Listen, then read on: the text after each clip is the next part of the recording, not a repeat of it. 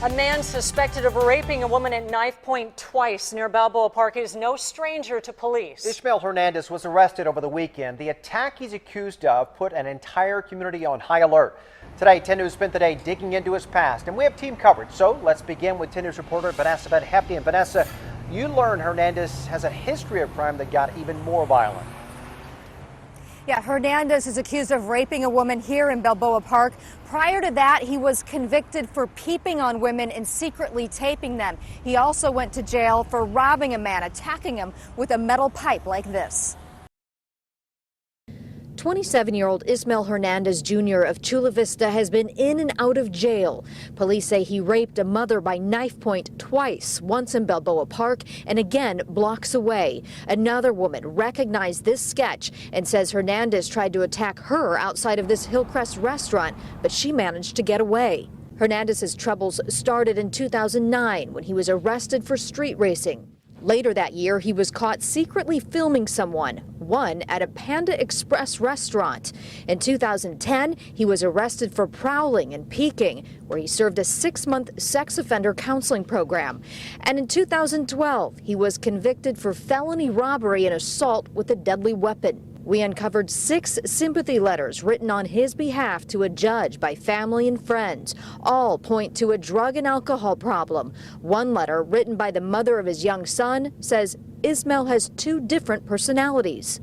His sister writes, drugs changed him over the years from a happy and kind person into someone she feared would explode and yell, calling him short-tempered, saying drugs made him do things he would never in his life consider doing. A longtime friend says Ismael is a completely different person when he's not under the influence of drugs.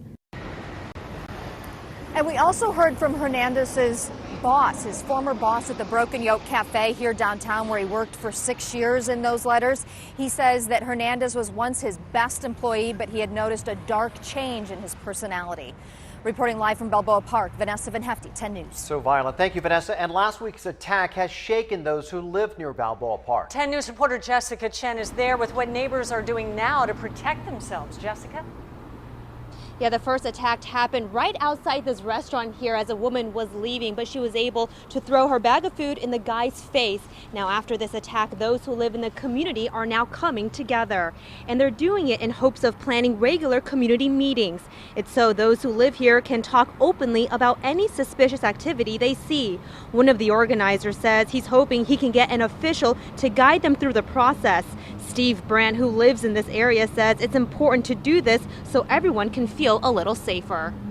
I think the best way to empower each other is to just have that open communication and just knowing who your neighbors are. If you don't know who your neighbors are, you don't know who someone who might not belong here in this neighborhood.